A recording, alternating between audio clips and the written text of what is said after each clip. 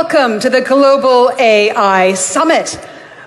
We have gathered for you from around the world industry leaders, policymakers, change makers, philosophers, and academics coming together to showcase the most brilliant innovations in artificial intelligence. Thank you so much. I'd like to thank the Secretary General, and I'd like to thank all of the DCO for that very inspiring declaration and the work that you are doing on behalf of us all. Your Excellencies, it's a privilege to be on this panel with you. Thank you for being with us. And I think the Secretary General has made the intention, the aniyya of this declaration very clear, but we'd like to hear from each of you about what it means, why it's important for your countries and for the community of the DCO in particular. Your Excellencies, a pleasure to have you with us. From the perspective of Nigeria, tell us why it is important that the DCO has reached this point to agree on this declaration. Thank you very much. Firstly, let me begin by appreciating the Kingdom of Saudi Arabia for organizing this Global Artificial Intelligence Summit, and secondly, for inviting us to be part of the event. We are most appreciative to the Kingdom and also to the relevant institutions of government that organized the event and also invited us to be part of it. I will join my colleagues from Djibouti and also from Jordan that firstly, this declaration, which is more for an action, is very dear to me because in Nigeria and particularly at the Ministry of Communications and Digital Economy, we value action. And we are always impressed by action, not by strategy formulation. So because of this, if you develop a strategy without implementation, I cannot be intimidated by that. But what we admire most is when you kickstart the implementation. So by beginning the implementation, you are 50% done.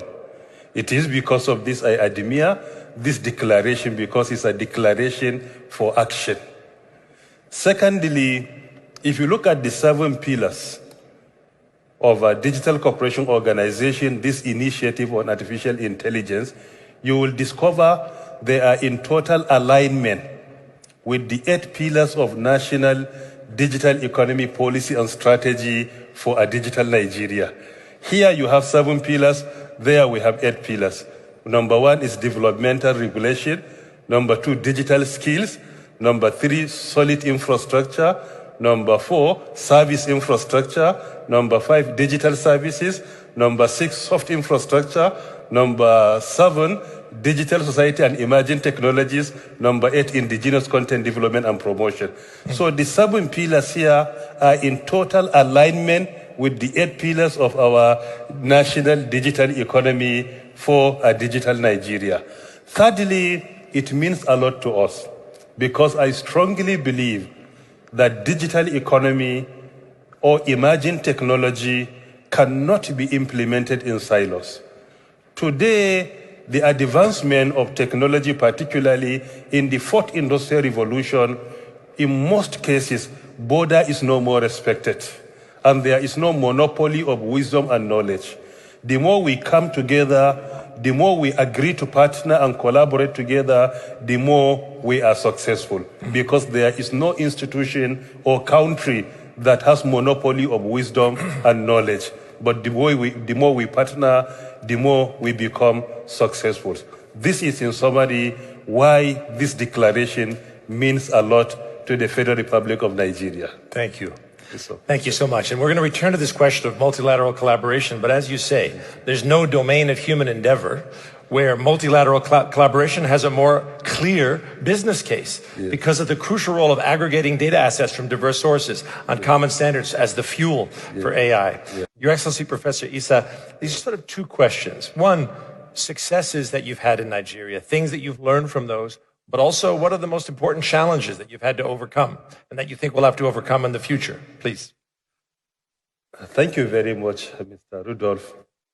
Firstly, on the success story in Nigeria. And going through the lens of history, I can say the success story began around August 2019, which is more than 3 years today, by when we crafted the National digital economy policy for a digital Nigeria. Pillar number 7 in the policy is digital society and emerging technologies. AI falls under emerging technologies. AI, 5G, Internet of Things, cloud computing, autonomous vehicle, nanotechnology, biotechnology, all of them fall under emerging technologies. After crafting that policy, we commenced its implementation immediately.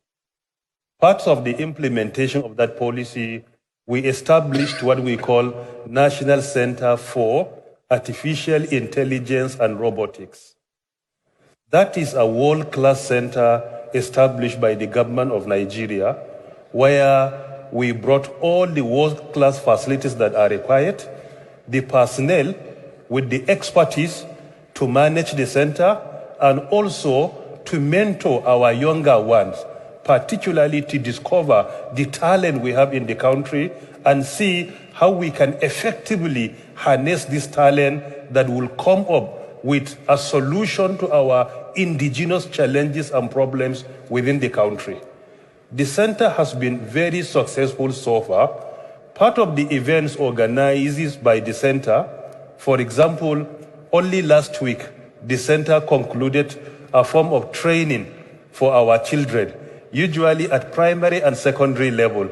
We call the program Catch Them Young, meaning we challenge our children, our young innovators, starting from primary school, to think of any complex problem in our society and to come up with a solution that will address that complex problem through artificial intelligence. Over 800 of them participated, and only after the first training, one of my children came back home and he was telling me that he was working on how my smartphone will recognize his own face as my own face. And I say, how can that happen? He say, you are my father. We share many things biologically. So we need to come with a solution where your son can be identified by your smartphone as you are the one. So look at it. With just starting the training, he started thinking outside the box on how to resolve a problem by leveraging on our biological relationship of father-son.